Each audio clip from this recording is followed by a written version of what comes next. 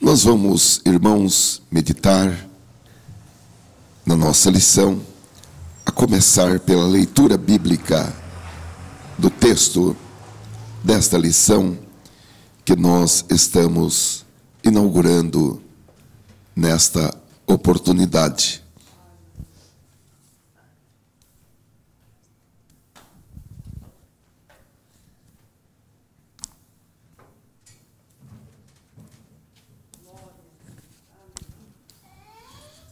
Glória a Deus. Esse trimestre, irmãos, nós temos como comentarista o pastor José Gonçalves, que é escritor, conferencista e comentarista de lições bíblicas de adultos da CPAD, e é o pastor da Assembleia de Deus em Água Branca, no estado do Piauí. Amém? Vamos dar um aplauso ao Senhor por este servo de Deus que dedicou o seu tempo para compartilhar esses estudos bíblicos.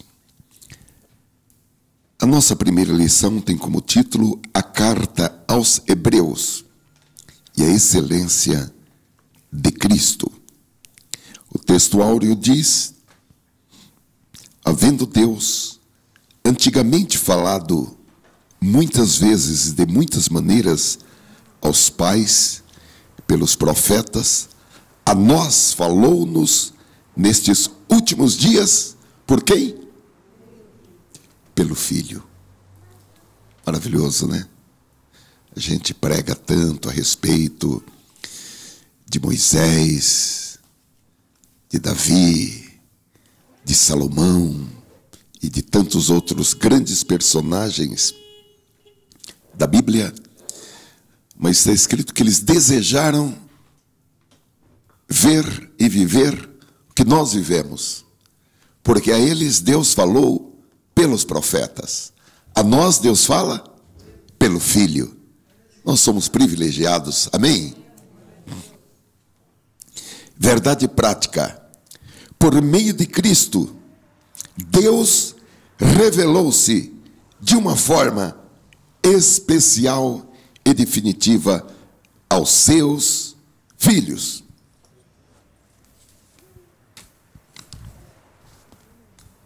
A nossa lição, irmãos, ela recebe um tratamento didático e pedagógico, porque além desse comentarista que eu me referi para os irmãos, há uma equipe de pastores que analisam aspectos teológicos do comentário que o pastor apresentou, e também há uma equipe de pedagogos para incluir na lição aspectos didáticos.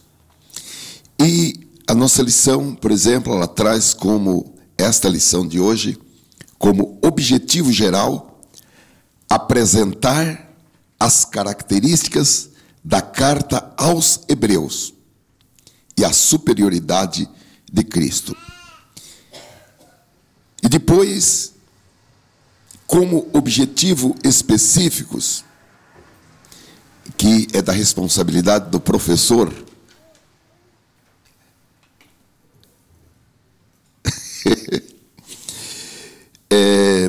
são os seguintes: pontuar a autoria, o destinatário e o propósito da carta aos Hebreus.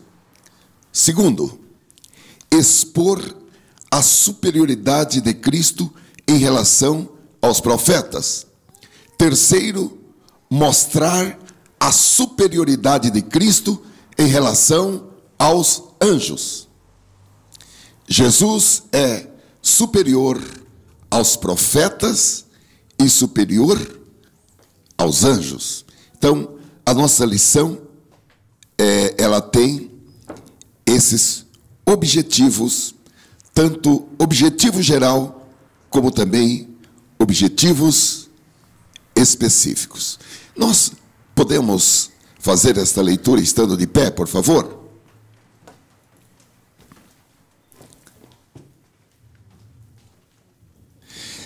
Vamos fazer essa leitura conjuntamente, todos nós falando? Se a gente já treina um pouco leitura. Leitura e dicção.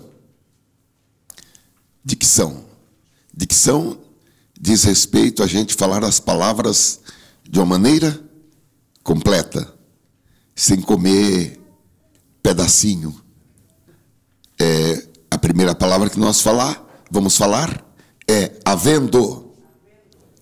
Tem gaúcho fala muito correto, né? Porque muitos falam havendo. E cadê o do? Então, havendo, tem do. Havendo, do. E também com as vírgulas, e ponto e vírgula, e dois pontos, e ponto de interrogação. São esses os pontos que nós encontramos aqui. Vamos lá, 1, 2, 3. Havendo Deus antigamente falado, muitas vezes e de muitas maneiras, aos pais, pelos profetas, a nós falou-nos, nestes últimos dias, pelo Filho, a quem constituiu herdeiro de tudo, por quem fez também o mundo, o qual, sendo o resplendor da sua glória e a expressa imagem da sua pessoa, e sustentando todas as coisas pela palavra do seu poder, havendo feito por si mesmo a purificação dos nossos pecados, assentou-se à destra da majestade nas alturas, feito tanto mais excelente do que os anjos, quanto herdou o mais excelente nome do que eles, porque a qual dos anjos disse jamais: Tu és meu filho, hoje te gerei, e outra vez eu lhe serei por pai, e ele me será por filho, e quando outra vez introduz no mundo o primogênito, diz: e todos os anjos de Deus o adorem. E quanto aos anjos, diz: o que de seus anjos faz ventos e de seus ministros labareda de fogo. Mas do Filho diz: ó Deus, o teu trono subsiste pelos séculos dos séculos. Cetro de equidade é o cetro do teu reino. Amaste a justiça e aborreceste a iniquidade.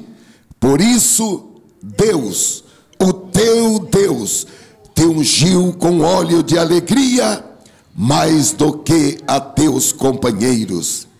E tu, Senhor, no princípio, fundaste a terra, e os céus são obra de tuas mãos. Eles perecerão, mas tu permanecerás, e todos eles com roupa envelhecerão, e como um manto os enrolarás, e como uma veste se mudarão. Mas tu és o mesmo, e os teus anos não acabarão. E a qual dos anjos disse jamais: assenta-te à minha destra, até que ponha os teus inimigos por escabelo de teus pés? Não são, porventura, todos eles espíritos ministradores, enviados para servir a favor daqueles que hão de herdar a salvação? Amém? É bom também para a gente respirar. Faz bem para o pulmão. Porque aí você sabe que tem que ler uma frase mais comprida, e você tem que encher o pulmão para dar tempo de ler toda a frase, né? Não ficar pelo caminho, nem colocar uma vírgula onde não tem, uma paradinha para respirar. Amém, irmãos? Glória a Deus. Levantemos as nossas mãos assim. Senhor, nós te louvamos nesta manhã e agora, Senhor, passaremos a exposição da tua palavra com os objetivos que já foram traçados pelo Espírito Santo por meio dos irmãos que organizaram esta lição. Queremos te louvar e pedir que o Senhor dê ao nosso expositor, pastor Marcos, a unção, a graça, a sabedoria e o poder para a transmissão desta palavra. Em nome de Jesus Cristo. Amém. De pé como estamos, vamos receber então pastor Marcos.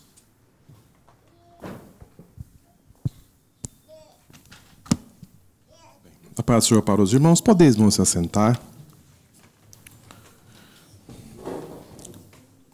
Queremos saudar e cumprimentar os nossos amigos, membros da IBD Online, da Assembleia de Deus Online, que estão conosco, dando aqui as nossas boas-vindas da nossa primeira lição de 2018. Amém? Temos aí uma longa caminhada e, querendo Deus, iremos tratar desse assunto tão importante, muito importante, e principalmente nos dias que nós estamos vivendo, a respeito dessa carta aos Hebreus. Na verdade, um tratado, né? Podemos dizer um tratado que podemos assim enxergar com mais clareza. A capa, não sei se vocês observaram a capa. Esta capa aqui, irmãos, é uma foto assim do túmulo de Jesus, onde Jesus foi sepultado. Aí uma escada que descia e aonde se chegava ali ao túmulo. Caminho esse que passaram ali Maria, Pedro, João, enfim, muitos dos apóstolos e muitas pessoas que até hoje circula por ali. Um túmulo que era de José de Arimateia. O túmulo não era de Jesus. Ele não havia comprado nenhum túmulo, mas ele foi sepultado entre os ricos. É um túmulo que está vazio, não tem ninguém ali sepultado. Os judeus tentaram fazer com que fosse invalidado a ressurreição de Jesus, pagando uma soma boa de dinheiro para os soldados e fazendo com que os soldados mentissem para o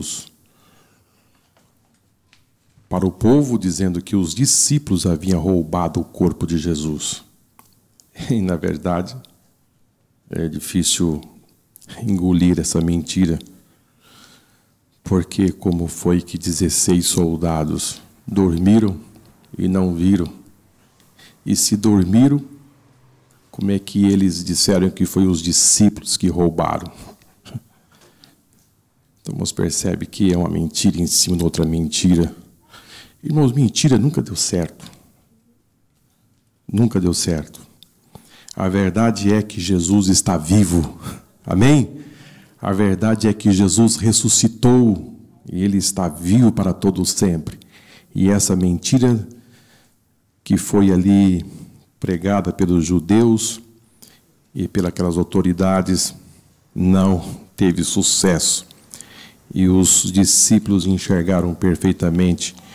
E Jesus ficou 40 dias ali ainda, de forma visível e no meio dos discípulos, e de uma forma incontestável que ele estava vivo para todo sempre. Amém? E exatamente esta carta, com esta capa que começa esse estudo aos Hebreus, nos dando aqui essa supremacia de Cristo, trazendo a fé, a esperança, o ânimo desta carta. É uma carta, irmãos, assim, hoje nós iremos dar aqui essa introdução, porque é uma carta que exorta, no mesmo tempo ela dá ânimo.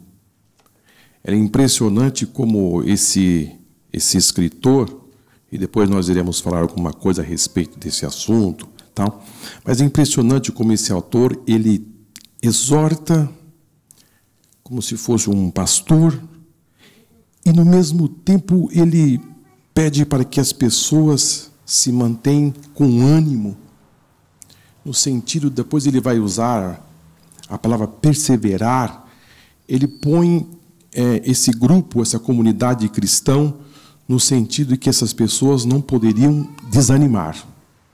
Então ele chama a atenção para que eles permanecessem firmes, mas também ele exorta no sentido de eles não se afastarem de Cristo, mas tem uma autoridade muito grande, tem um conhecimento profundo nas Escrituras. Ele consegue linkar o Velho Testamento com uma clareza, com um conhecimento muito grande e fala com uma autoridade como nunca. Podemos dizer que essa carta aos Hebreus é o quinto evangelho. O quinto evangelho, porque os evangelhos de Cristo mostram ali os seus milagres, o seu trabalho, mas essa carta aos Hebreus faz uma aplicação e faz um elo do Velho Testamento com o Novo, e sempre colocando a supremacia de Cristo em relação à velha aliança. Então, se mergulhar nesta carta, você vai ter um conhecimento muito profundo a respeito do grande avanço da nova aliança. O que tudo isso contribui para nós. Então, nós iremos ter aqui nesse trimestre o privilégio de nos aprofundar com essa clareza que esse escritor trouxe naquela época, mas é uma carta, podemos dizer, atemporal. Não foi exatamente somente para aquela época. É uma carta que tem validade para hoje. Amém? Então, nós não iremos aqui falar a respeito somente do que aconteceu, mas ela tem muita aplicação para hoje, especificamente porque nós estamos vivendo numa época muito difícil. Muito difícil. Estamos vivendo de uma forma assim velada, mas nesta calada está sendo feito um trabalho muito forte no sentido de desencorajar os cristãos, ou também no sentido de deixá-los assim anêmico concernente uma vida cristã.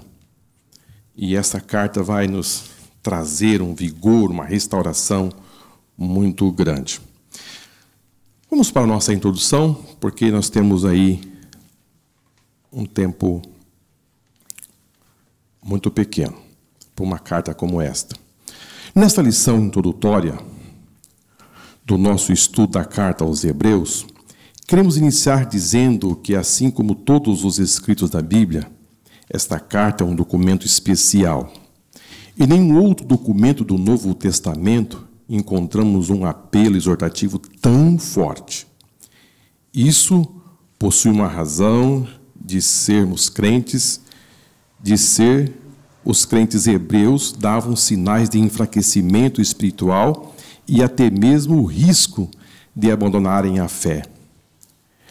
Era, portanto, urgente demonstrá-los a perseverarem. Jesus, a quem o autor mostra-se maior do que os profetas, maior do que todas as hostes angelicais, maior do que Arão, Moisés, Josué e até mesmo os céus. É o nosso grande ajudador nesta jornada. Então, como eu disse aos irmãos, esta carta vai fazer um tratado e vai falar muito a respeito da velha aliança, mas não vai falar a respeito do templo, mas vai falar a respeito do tabernáculo, dos seus utensílios. Esse escritor tinha um conhecimento muito aprofundado da velha aliança, e então ele vai expor com muita propriedade esse assunto. Mas também ele vai falar sobre as leis morais e as leis cerimoniais, trazendo-a, mostrando para quem fosse ler esta carta que ele tinha um conhecimento deste assunto e trazendo para eles que Jesus era melhor. No sentido de que a nova aliança tinha uma supremacia da velha aliança. Então, para que os irmãos possam entender, é que para que alguém que fosse ler esta carta, dizendo quem está escrevendo sabe da velha, está apresentando a nova. Então, ele fala com muita autoridade, com muito conhecimento a respeito das leis morais, das leis cerimoniais, e fala da superioridade dessa nova aliança. Muito bem. Como disse aos irmãos, nós iremos estudar sobre a supremacia, fé, esperança e ânimo para esses judeus convertidos ao cristianismo. Essa epístola também ocupa um grande destaque no Novo Testamento, sendo uma carta de uma excelência e de uma obra literária assim, de uma importância muito grande. Mas vamos caminhar. Autoria. A carta aos Hebreus não revela o nome do seu autor. Esse fato fez com que surgissem inúmeras controvérsias em torno da sua autoria. É certo que os cristãos primitivos sabiam quem realmente a escreveu. Todavia, já por volta do 2º século da nossa era, não se havia mais consenso quanto a isso. Clemente de Alexandria, no final do 2º século, atribuiu ao apóstolo Paulo a sua autoria. Contudo, ao afirmar que Paulo escreveu em hebraico e que Lucas teria traduzido para o grego, passou a ser duramente questionado. As razões são basicamente duas. O texto de Hebreu, um dos mais rebuscados do Novo Testamento grego, não parece ser de forma alguma de Paulo. Outros nomes surgiram como possíveis autores de Hebreus: Barnabé, Apolo, Lucas, Clemente, Romano, etc. O certo é que somente Deus sabe quem é o seu autor. Por outro lado, o fato de ter sua autoria desconhecida em nada diminui a sua autoridade. Queridos, nós temos na Bíblia alguns salmos que não se conhece o seu autor.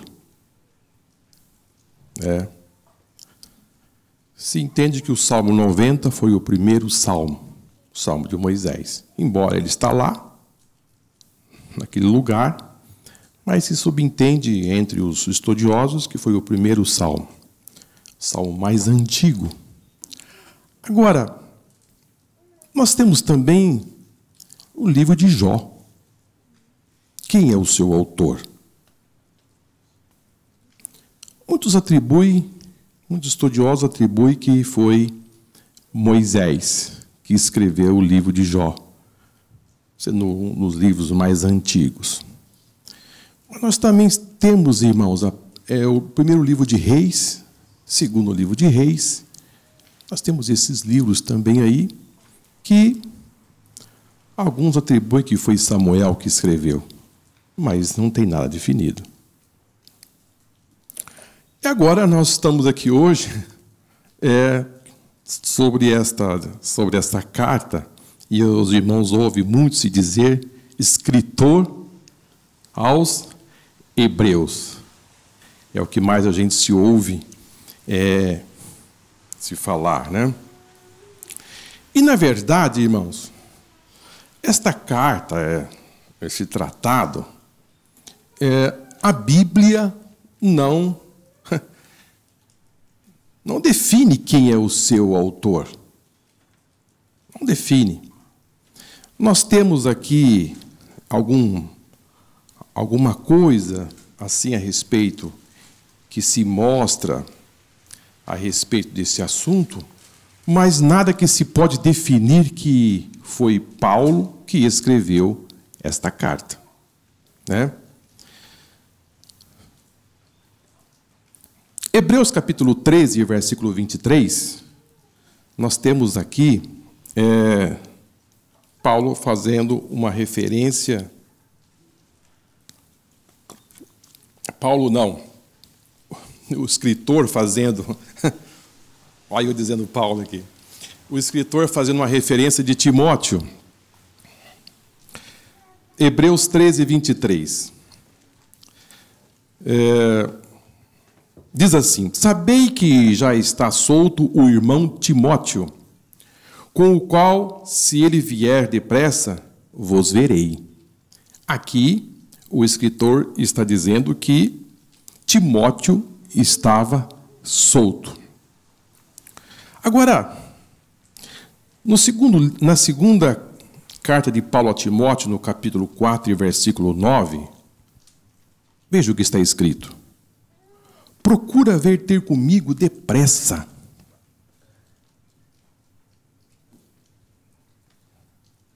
Depois dessa mesma carta, na segunda carta de Paulo a Timóteo, no capítulo 4, versículo 21, procura vir antes do inverno.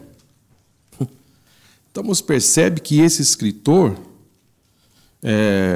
quando ele faz essa menção aí, sabeis que já está solto o irmão Timóteo, se fala que existe um elo entre o escritor e Timóteo, e uma amizade, e sabendo exatamente a respeito desta ida e vinda de Timóteo ali para Roma.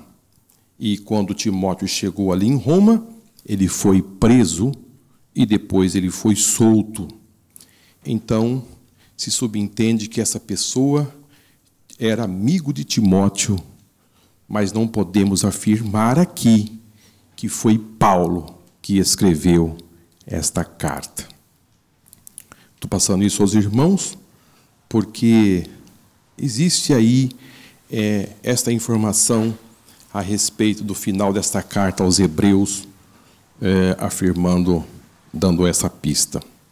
Mas os nossos pais, irmãos, lá no segundo século, terceiro século, davam assim algumas informações, porque eles foram quase contemporâneos dos apóstolos. Nós estamos aqui bem distante, mas eles viveram muito próximo desta época. Então, Eusébio declarou que Clemente de Alexandria, no ano 265, depois ele morreu no 339, afirmava que Paulo escrevera em hebraico e Lucas tinha traduzido para o grego. Orígenes, no ano 185, ele morreu no 254, ele frequentemente citava como havendo sido escrita por Paulo. Então, esses escritores, esses homens estudiosos, faziam assim essas afirmações. Mas outros irmãos sugeriram, como nosso comentarista, que foi Barnabé, e quem atribuiu que foi Barnabé foi Tertuliano, e quem atribuiu que foi Apolo que escreveu esta carta foi Martim Lutero. Então, os irmãos percebem que não há um consenso entre eles e quem escreveu esta carta.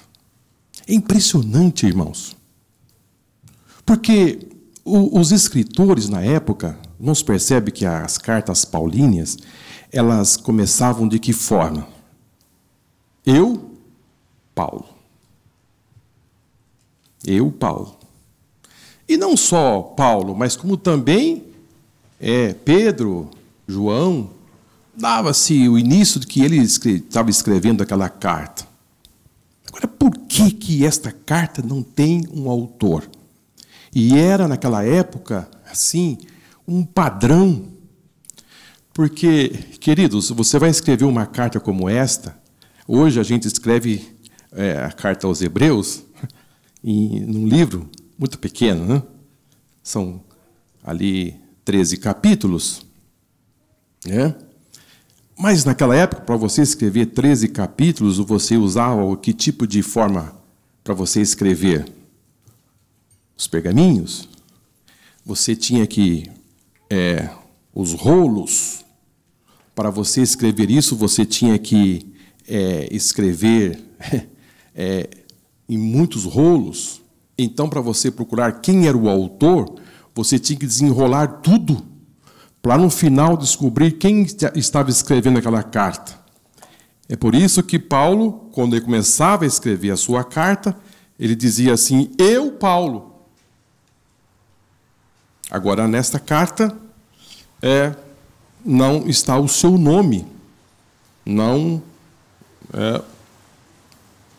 seu nome não consta nesta carta. O que existe aí é algumas coisas. Agora, irmãos, dizer que achismo, axiologia, não é uma matéria de teologia. Você achar que é. Agora, a Bíblia, existe algumas Bíblias que circulam por aí, de algumas comunidades, que tem como o escritor aos Hebreus, como Paulo. A Bíblia King James, ela, nas suas primeiras versões, ali por volta de 1600 e pouco, trazia como o autor da carta aos Hebreus como Paulo. E isto caminhou não somente lá na Europa, mas também como na língua portuguesa, que é a carta aos Hebreus atribuída a Paulo.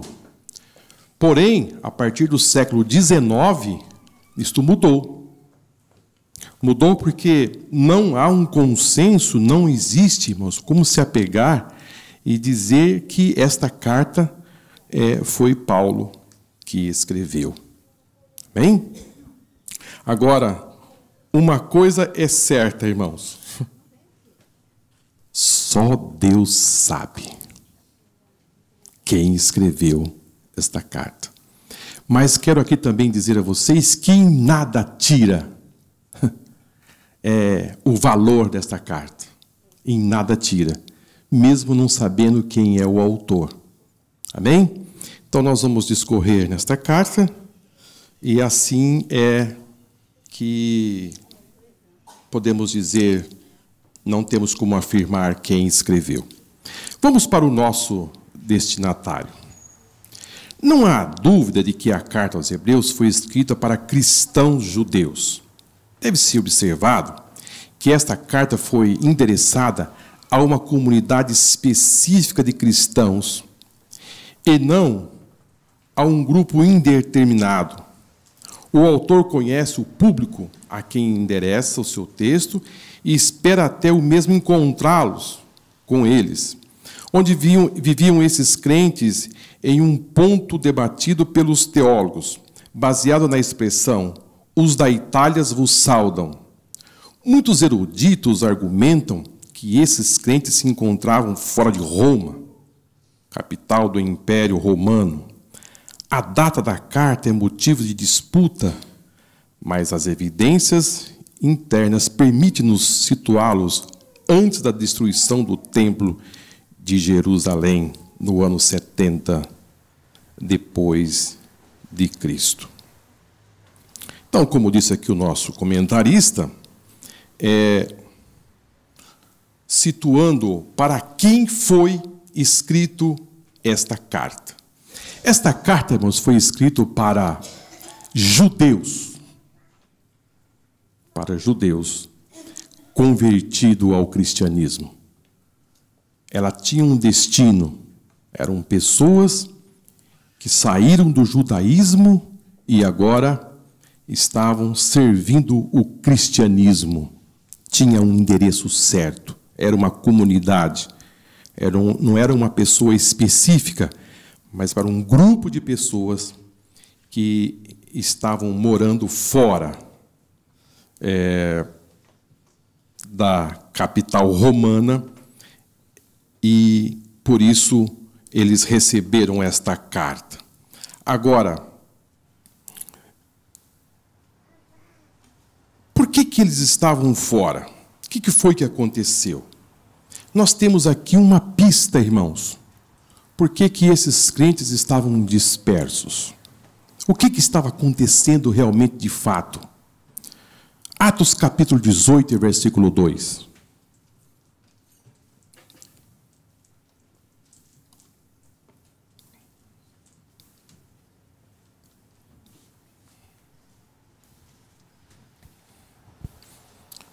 Amém?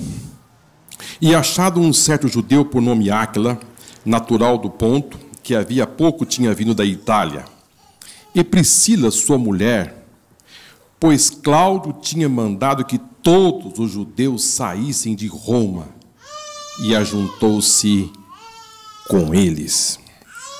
Queridos, é importante dizer aqui para vocês, nesta manhã, e o nosso público que nos acompanha pela internet, que o que estava acontecendo era o seguinte: o motivo desta carta. Um dos motivos. Primeiro, perseguição. Perseguição aguda. Os crentes, os judeus convertidos ao cristianismo, estavam sofrendo dura perseguição. Esta informação importante aqui no livro de Atos nos fala que Cláudio, que era o imperador, ele mandou que todos os judeus saíssem de Roma. Ele não queria nenhum cristão em Roma. Ou seja, eles deveriam se espalhar por o outro lado, porque o Império Romano tinha o domínio. E os cristãos tiveram que sair de Roma. A perseguição era implacável. Era implacável. Agora, no ano 66 da nossa era cristã, começou-se ali o início de uma guerra entre Roma e Israel. Os judeus que estavam ali em Israel. Começou-se o início de uma guerra. Não sabe que a guerra, quando ela começa, às vezes ela não começa já 100 por hora, mas ela começa a se desenvolver, as tensões começaram a se aquecer já no ano 66. Os judeus começaram a sofrer pressão e os cristãos começaram a sofrer dupla pressão. Por quê? Vamos entender. Nessa época, irmãos, o culto ao imperador era algo obrigatório. Eles deveriam cultuar o imperador. Era a prática. O imperador era um deus. E os judeus que se converteram ao cristianismo já não faziam mais esse tipo de culto. E como eles não cultuavam o imperador, eles sentiam pressão do Império Romano. E além do mais, irmãos, os cristãos estavam crescendo muito e estavam fazendo frente a Roma. E por outro lado, os judeus que não eram convertidos ao cristianismo estavam fazendo pressão aos cristãos judeus convertidos. Então, esses cristãos estavam sofrendo dupla pressão. Eles queriam que os judeus convertidos se unissem a eles para fazer frente a Roma. E os cristãos não queriam fazer, eles se converteram. Eles não queriam se dobrar ao imperador. Eles queriam se manter. Mas, queridos, uma coisa é você fazer isso um dia. E o tempo começou a se arrastar do ano 66, 67, 68. Os irmãos se lembram daquelas palavras de Jesus, quando ele saiu do templo? E os discípulos disseram assim: ó, mestre, que coisa linda, que templo magnífico, que coisa bela é esse templo. Jesus disse: olha, não ficará aqui pedra sobre pedra que não seja derribada. Ou seja, Jesus estava dizendo que aquele templo vinha para o chão. Ia ser destruído. E agora parece que a coisa estava se cercando, direcionando para isto. É impressionante como as palavras de Jesus foi dita há tanto tempo, há muitos anos atrás, e agora a coisa estava começando a se acelerar.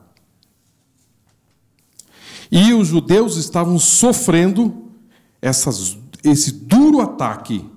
E vamos entender, aqui já no capítulo 10 de Hebreus, no versículo 34, que ele fala a respeito desse sofrimento.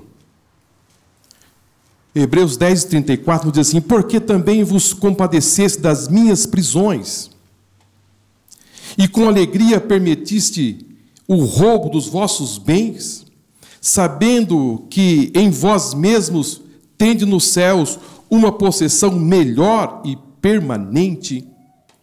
O escritor aqui está dando, assim, passando para eles essa informação, que ele sabia que eles tinham perdido os seus bens. Eles começaram a ser saqueados. Eles estavam sendo roubados. Queridos, você servir a Deus e de repente você perder o emprego,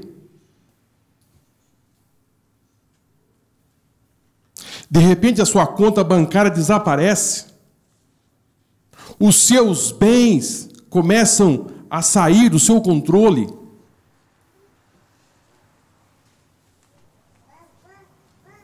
e você resistir ali, firme.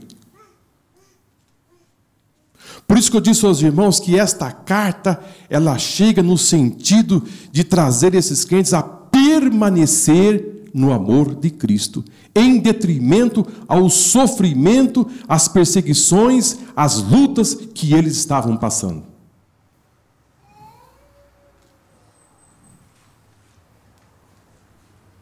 A gente está servindo a Deus, de repente a gente perde o emprego.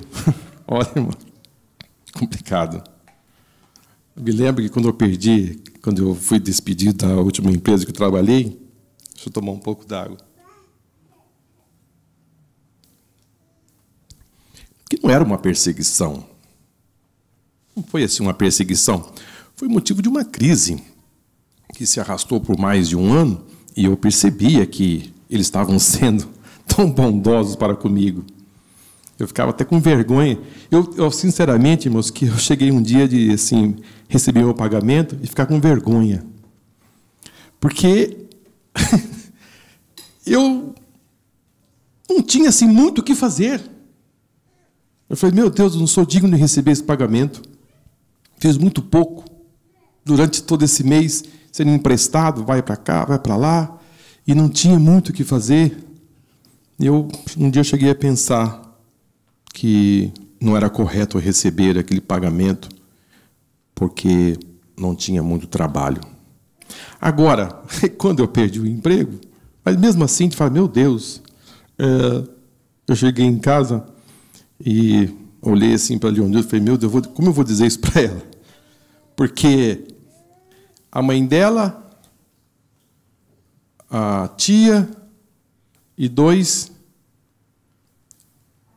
4 pessoas da família tinham morrido há um mês atrás. Pensa bem, irmãos.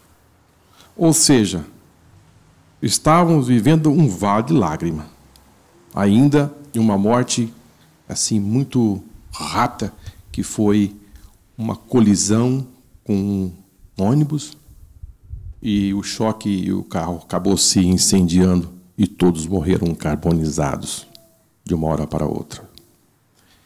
E estavam ainda naquele calor, daquilo tudo, e de repente eu fico sem emprego. E agora eu chego em casa e digo assim, olha, tem mais uma, estou desempregado. E outra coisa, numa época em que as empresas estavam todas despedindo a maioria dos seus funcionários. Ou seja, a esperança de uma nova porta parecia ser remota. Os irmãos sabem. Unimed, Uniodonto, os cartões de créditos. Eles não querem saber se você perdeu o emprego ou não. Vai lá avisar lá a Unimed, olha, eu fui mandado embora, eu quero me manter no plano. Isso aí é um problema que você tem que resolver. Não é nosso. Ou seja, não existe acordo. Agora, vamos, irmãos, transportar para os cristãos que estão na Judéia. Que eles não estavam na Itália. Deixa eu entender. Eles estavam sendo perseguidos, os seus bens estavam sendo saqueados, eles estavam perdendo o emprego, eles estavam perdendo tudo por amor a Cristo. E às vezes, irmãos, por pouca coisa, parece que a gente vê muitas pessoas abandonarem a fé. Por muito pouco. Transportando, irmãos, tem aí no versículo, Hebreus 12, versículo 4, que nos diz assim, ainda nessa caminhada aqui, Hebreus 12, 4. Ainda não resististes até ao sangue, combatendo contra o pecado. Aqui o escritor estava dizendo assim, olha, o caminho ainda é um caminho ainda mais forte. É o caminho do martírio. É o caminho do derramamento de sangue. Vocês ainda não resistiu até o sangue. Ou seja, o que estava sendo desenhado era a morte.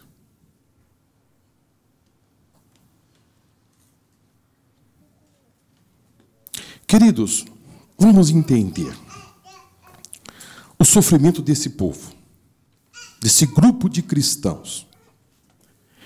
É que eu penso que é um pouco difícil.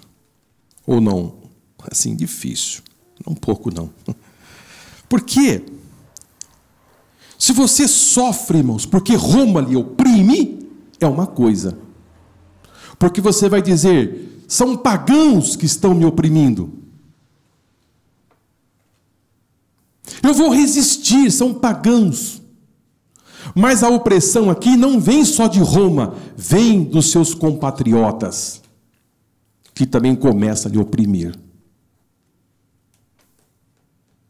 Ou seja, querendo fazer com que eles parassem de servir esse Cristo, esse cristianismo, e voltasse ao judaísmo.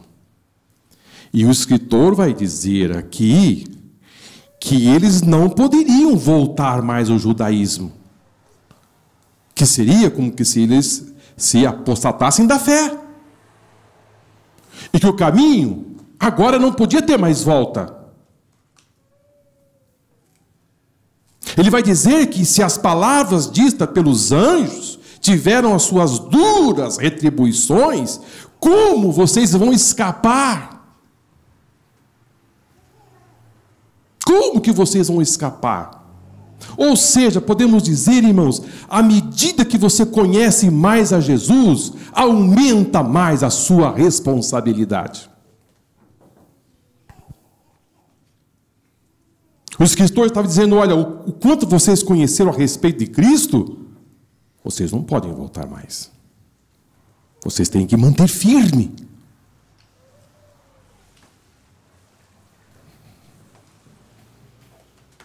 Agora,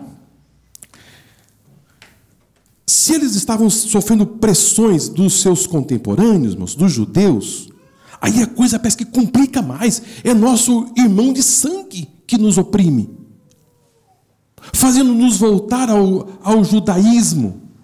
Nós fomos espalhados, somos saqueados, perdemos nossos bens, perdemos tudo.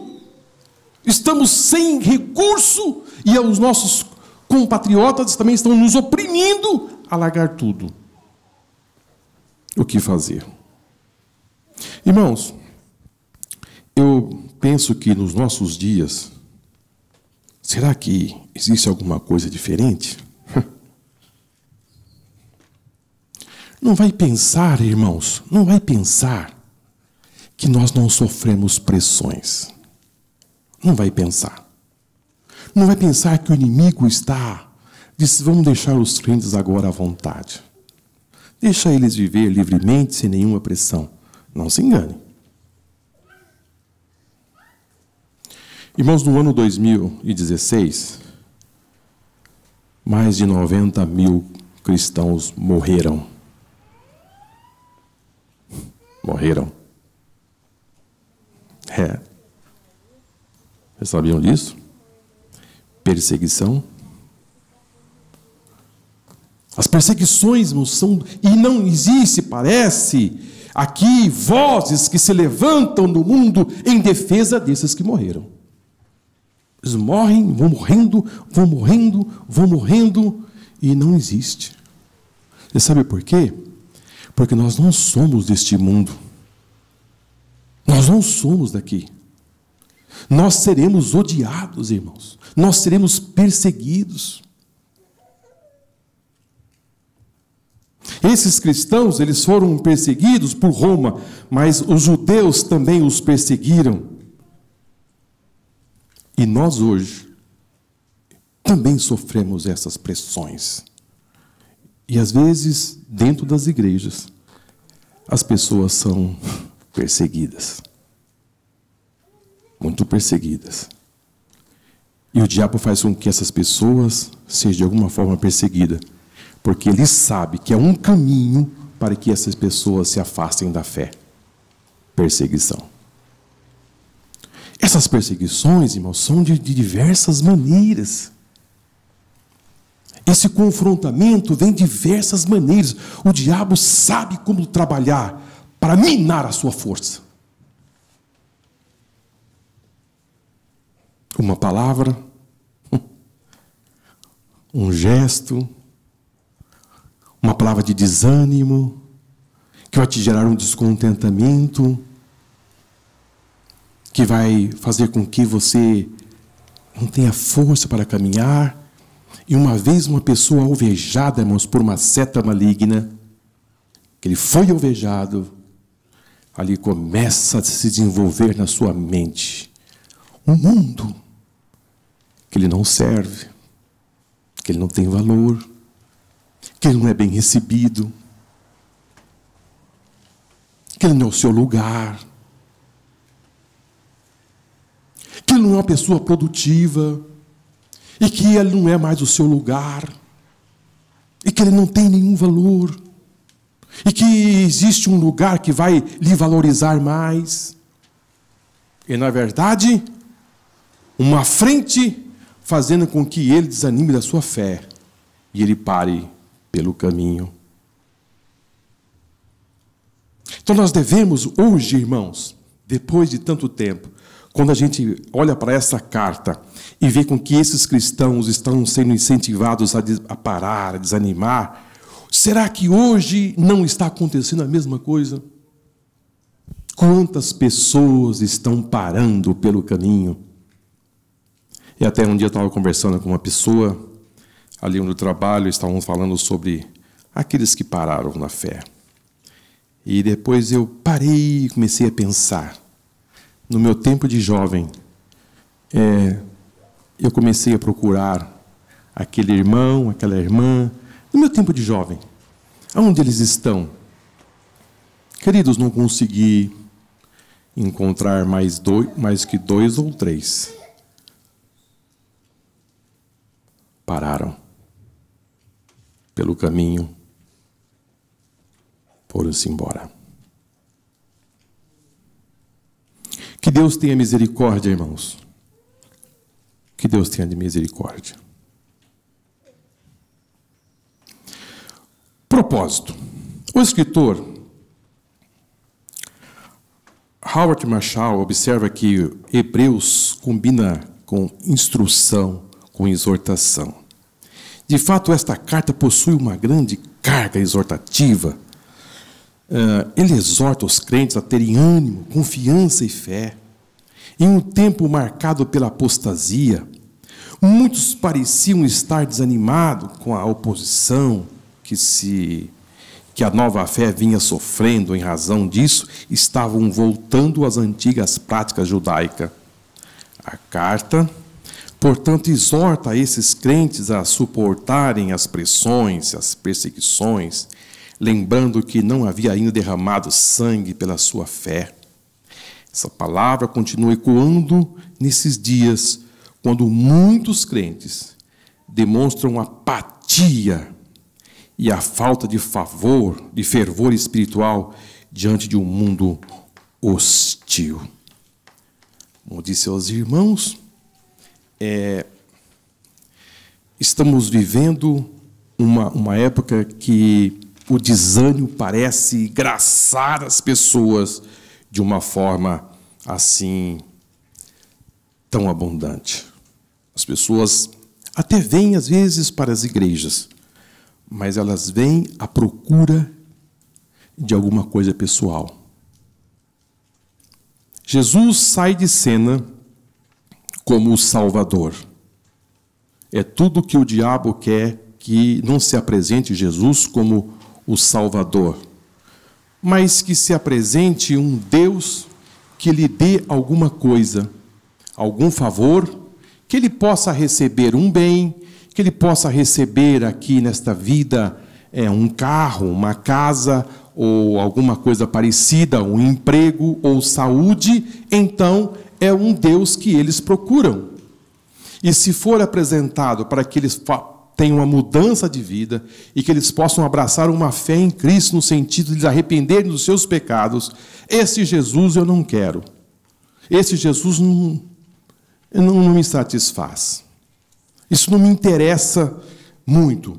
Mas o propósito dessa carta, ela faz com que esses crentes que vinham sofrendo sim, perseguições, e que ainda não havia derramado sangue, mas que permanecesse firme.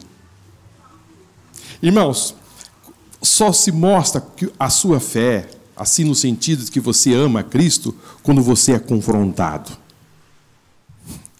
Quando você é exprimido. Quando você é colocado em xeque, no sentido de que a sua fé agora precisa entrar em ação para mostrar que você realmente é fiel a Deus. Quando você é colocado em xeque e você se mantém firme, aí começa a aparecer os resultados da sua fé. E o propósito dessa carta, primeiro, mostrar que Cristo é superior. Se pudéssemos assim resumir essa carta de uma palavra, poderíamos dizer que um resumo desta carta com uma palavra podemos dizer que é melhor. E se tivéssemos que dizer uma sentença desta carta, nós poderíamos dizer: Jesus é melhor. Foi o propósito dessa carta mostrar aos crentes convertidos ao cristianismo que Jesus era melhor do que a velha aliança. Esta é a proposta dessa carta. Mostrar que Jesus é melhor. Queridos, não existe coisa melhor nesse mundo do que Jesus. Jesus é melhor do que tudo. Jesus é melhor do que tudo. Amém? Jesus é melhor, irmãos. Não existe coisa melhor do que Jesus. Às vezes, quando ainda muito jovem, as pessoas eram ensinadas a dizer assim: quando você estiver em apuro, clame pelo nome de Jesus.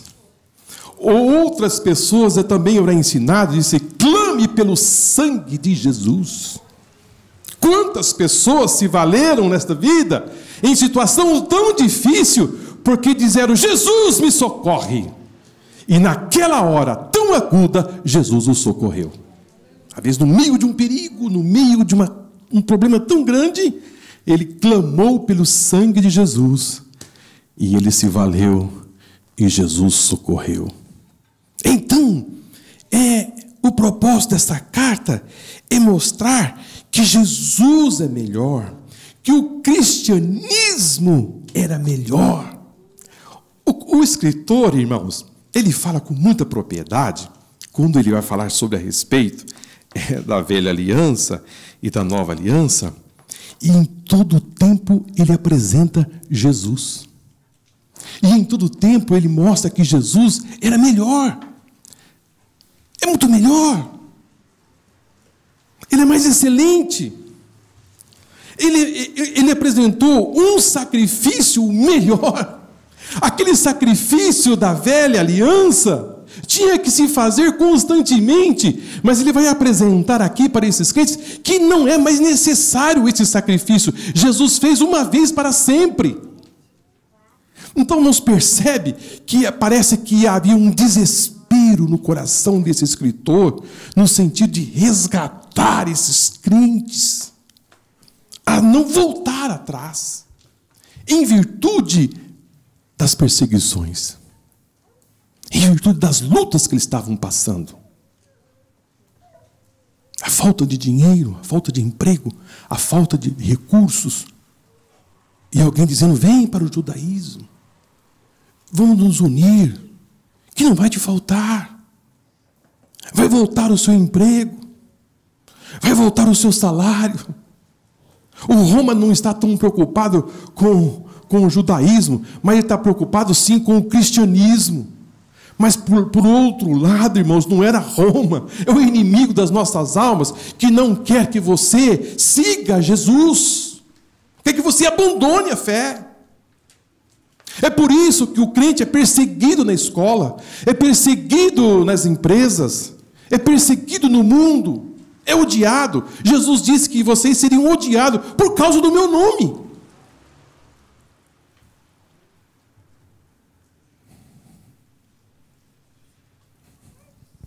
Ele pediu para que vocês não façam isso. Vocês vão se apostatar da fé. Cristo é melhor. É alguém que chegou a dizer que você está...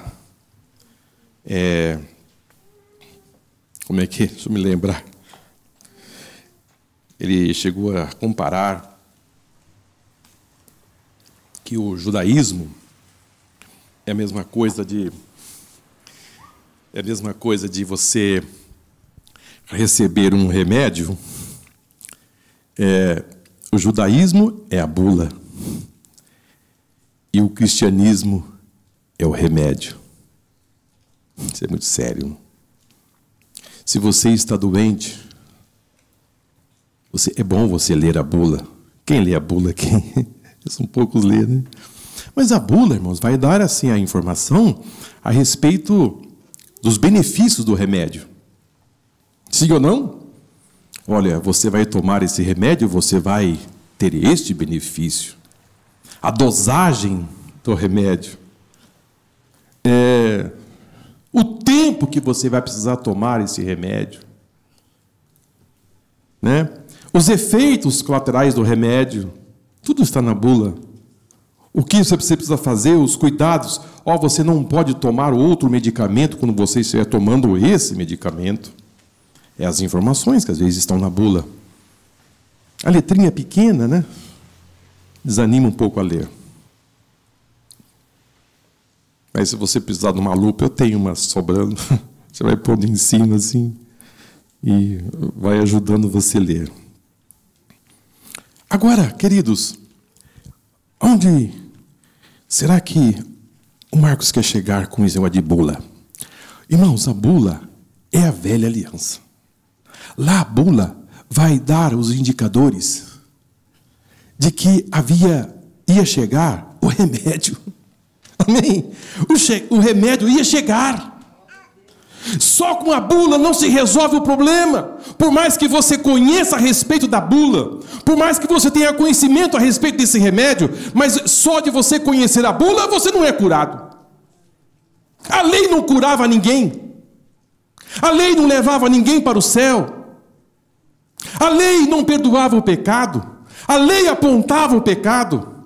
Mas um dia chegou alguém que disse: eis o Cordeiro de Deus que tira o pecado do mundo. É o remédio do mundo, é Jesus. O remédio é Jesus. É por isso que o escritor aos Hebreus disse: não deixe de tomar o remédio, porque é a salvação para as vossas almas. A bula não vai resolver, como não resolveu até hoje. Foi só um indicador, dizendo que isso ia dar solução, que era o remédio para o mundo, que seria a salvação para o mundo. Vocês vão deixar de tomar o remédio para voltar na bula? O escritor aos Hebreus, irmãos, tinha uma clareza muito grande a respeito da nova aliança. Ele estava como que um grito de desespero, disse: não façam isso. Não façam isso. É um caminho de volta. Sendo que Deus apresentou algo tremendo.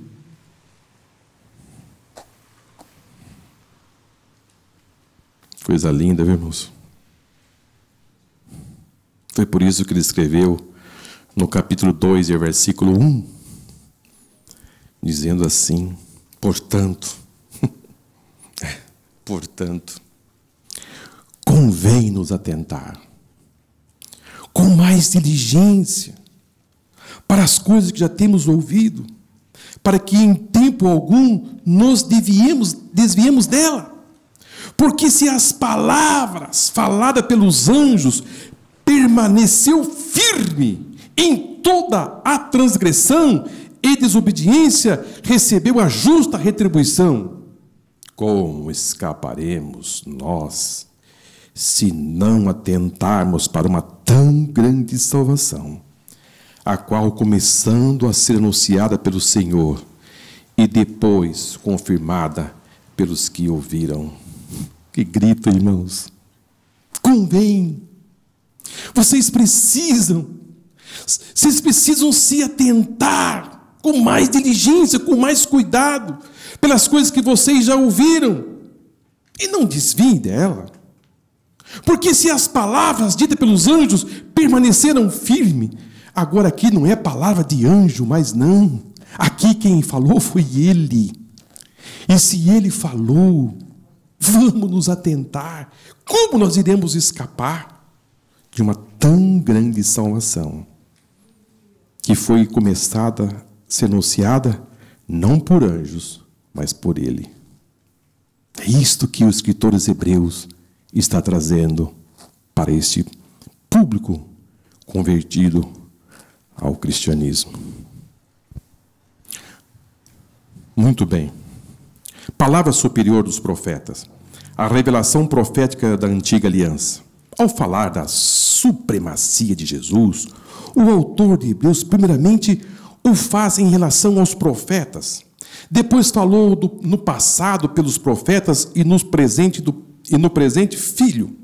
A revelação profética no antigo Israel fez com que esse povo se distinguisse dos demais. O autor mostra um Deus que se revela e que se comunica com os seus. Ele fala de uma forma direta ao seu povo. Não é um Deus mudo.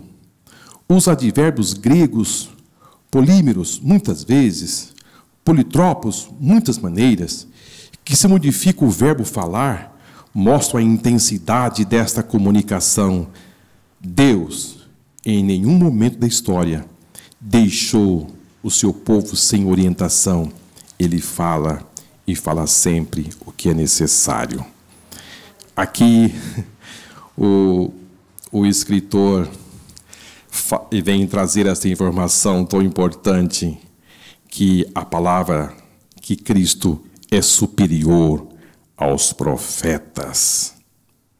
Por que ele é superior aos profetas? Porque Moisés falou dele. Moisés falou dele. Deuteronômio 18 e 15. Isaías falou dele, chamou de Emanuel. Falou dele. Jeremias também falou dele, que ele seria a nossa justiça. Daniel o chamou de ancião e de Messias. Miquel o chamou de governador, pastor, a nossa paz. Zacarias o chamou de rei humilde. E Malaquias o chamou de mensageiro da aliança.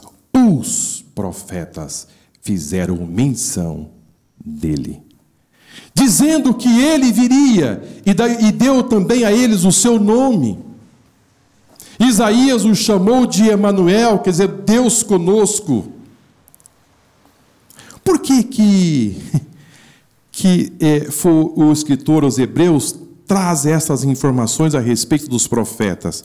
Por quê, irmãos? Porque os judeus davam uma importância muito grande nos profetas. E quando Deus queria fazer com que este povo se voltasse e se arrependesse, ele deixava de falar. Um desespero ficava no meio do povo. Deus não está falando. Deus não está falando por meio dos profetas. Eles ficavam assustados, porque eles davam uma validade muito grande nos profetas. Muito grande. O desespero caiu no coração de Saul quando ele consultava a Deus e Deus não falava. Foi o ponto de um dia procurar quem? Uma pitonisa. Isso é desespero. Quantos querem ver aqui nesta manhã Deus falar? Todos querem ouvir Deus falar, irmãos. E quando Deus se cala, o povo fica assustado. E quem que era o comunicador entre Deus e os homens na velha aliança? Os profetas comunicavam. Moisés recebia de Deus e ele passava para Arão, e Arão passava para os filhos de Israel. Havia uma comunicação no meio do povo, porque Deus estava falando. Deus falava. Eu quero ver Deus falar no meu coração. Quando Deus fala, irmãos, nós trememos. Nós precisamos ouvir Deus falar.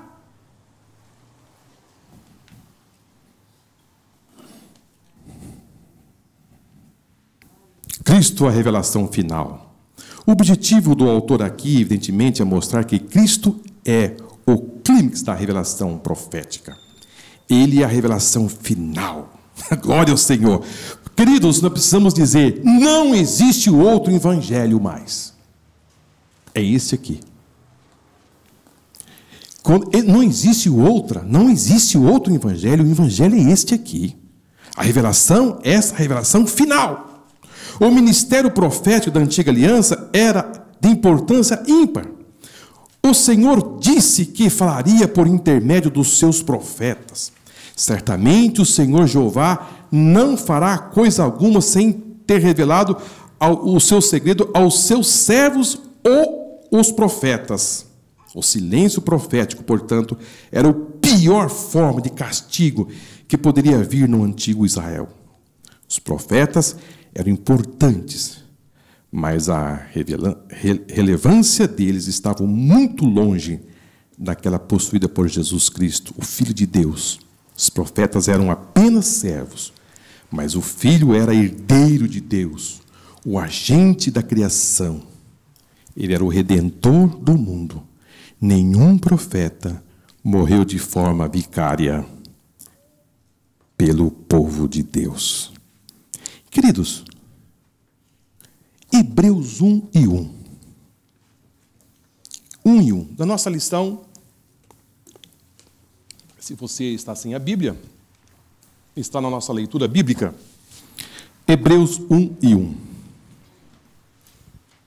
Veja só que coisa linda. Que coisa linda, que doce. Que coisa assim, que profundidade. Havendo Deus antigamente falado muitas vezes, e de muitas maneiras, aos pais, pelos profetas, e nos falou nesses últimos dias, pelo Filho. Coisa linda, né? Coisa linda. Quem fala? Quem fala? Deus. Oh, aleluia. É Deus em que fala. É Deus aqui é quem fala. Era Moisés que falava? Era, mas é Deus que estava falando. Era o profeta que estava falando? Era, mas Deus falava na boca do profeta. Então aqui o escritor estava dizendo assim: havendo antigamente falado. Quem? Deus. Isso aqui é importante. Ele estava dizendo para os crentes judeus: olha, lá atrás, sabe quem falava? Era Deus. Ele não tirou, irmãos. Isso que é importante, isso que me deixa assim, tão animado. Ele não tirou, é muita profundidade. Não é porque ele queria validar a nova aliança que ele queria pisar na outra. Isso que é lindo, irmãos. Tem gente que quer mostrar uma coisa, mas anula outra. Aqui não. O escritor disse: havendo Deus falado antigamente. Deus. Ele disse: olha, Deus falava lá. Deus falava. Eu não estou querendo dizer que Deus não vai falar agora. Eu estou dizendo a vocês que antigamente Deus falava. Quando? Outrora. Outrora. Quantas vezes? Eu estou abrindo o primeiro versículo. Quantas vezes Deus falava? Muitas vezes. A quem ele falava? Aos pais. Aos pais. Para quem ele falava? Aos pais. E por quem ele falava? Pelos profetas. Mas, nesses últimos dias, ele fala por quem? Pelo seu filho.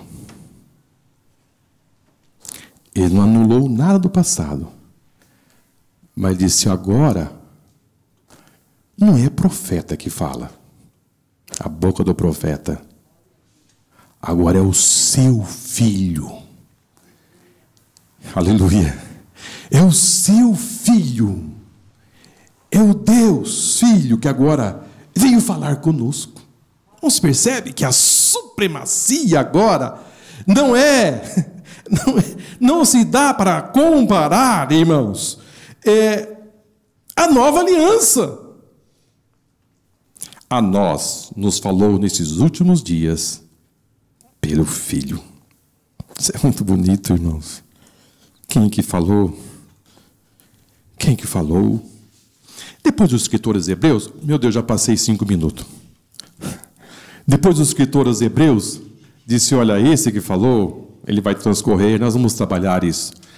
É aquele que criou o mundo. É aquele que sustenta o universo. Ele não só criou o mundo, mas ele sustenta o universo. Ele vai tecer na sua carta que este filho que falou é o criador do mundo. É o que sustenta o universo. Se você está aqui nesse mundo, sabe por quê? Porque não somente ele criou, mas ele é o sustentador. Ele é o mantenedor do mundo. O mundo, irmãos, não vai acabar. O mundo não será destruído. Sabe por quê? Porque ele é o criador do mundo, ele é o mantenedor e ele é o sustentador do universo. O mundo vai acabar. Eles vão destruir não sei quantas bombas aí e o mundo vai acabar. Porque não acaba nada. Ele é o mantenedor. Depois ele vai falar sobre a revelação de Deus, de seu Filho. Ele é o resplendor da glória. Ele é a imagem de Deus. Ele está sentado à destra. Depois ele vai dizer que os anjos não têm trono. Ele assentou-se no seu trono à destra do Pai. Coisa tremenda, coisa maravilhosa. Superior aos anjos. Cristo superior em natureza e essência. Devemos ter sempre em mente que o autor dos Hebreus tenciona mostrar a superioridade de Cristo em relação aos demais ordens da criação. O seu foco aqui são os anjos. A cultura judaica via os anjos como seres de uma ordem superior, mediadores da revelação divina. Mesmo cercado de força e poder, os anjos eram inferiores ao Filho. Jesus é o reflexo da glória de Deus e possuidor da mesma essência divina. O autor usa dois vocábulos gregos que deixam isso bem definido: apaugasma e charácter, que significa, respectivamente, radiância e reflexo, traduzido aqui como resplendor, caráter, como sentido de expressão exata do seu ser. Embora sendo pessoas diferentes, tanto o Filho como o Pai possuem a mesma essência. Cristo é o Deus revelado. O que vocês sabem a respeito de anjo? O que vocês poderiam dizer?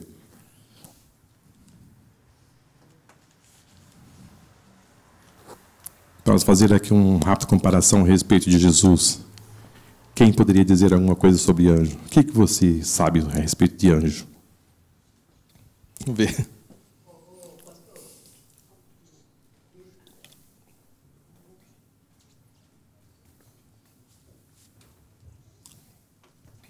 Eu sou da igreja que apareceu.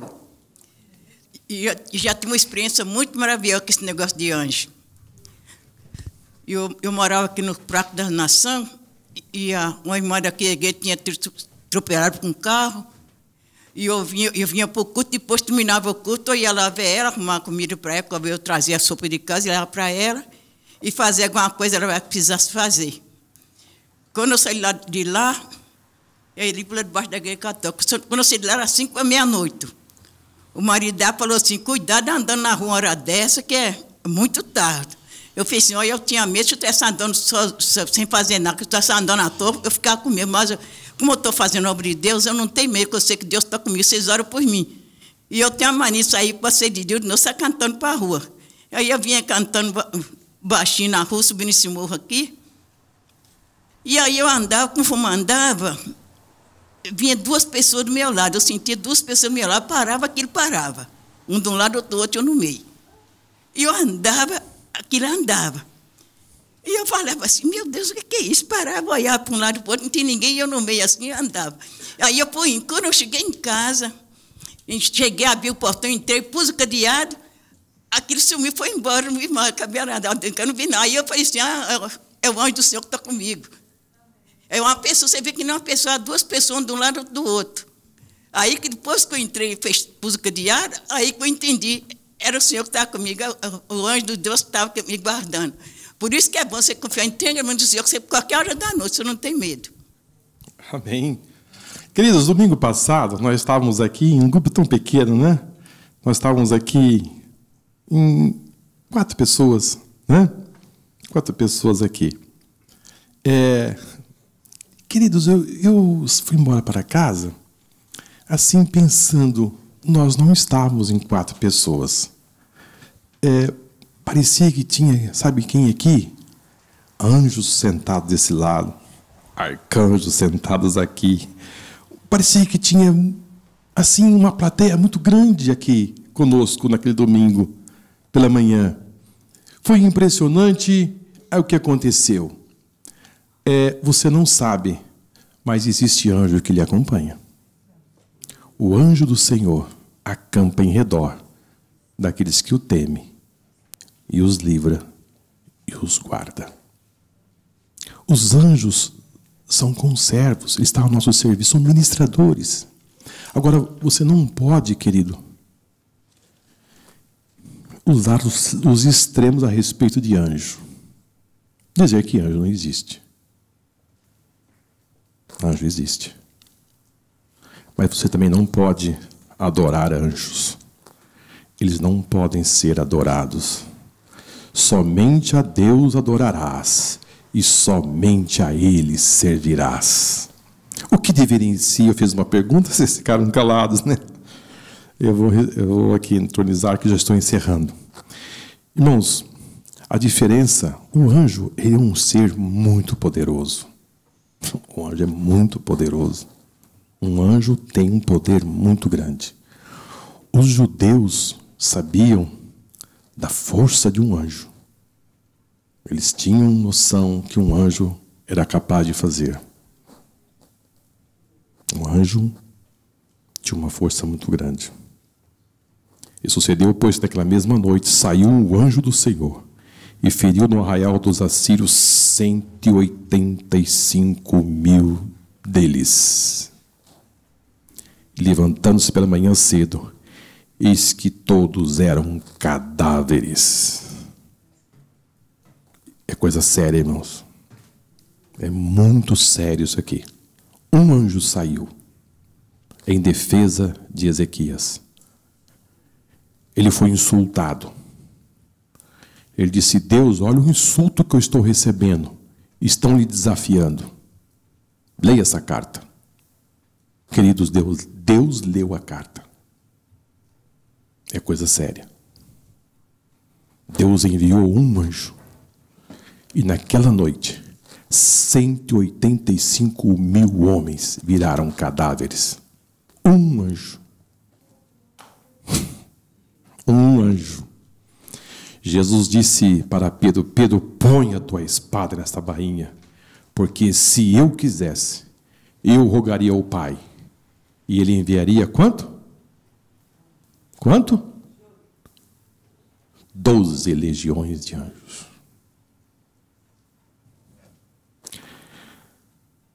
Jesus ia rogar ao Pai e os anjos viriam. O anjo, irmãos, ele foi criado. Ele é um ser criado por Deus.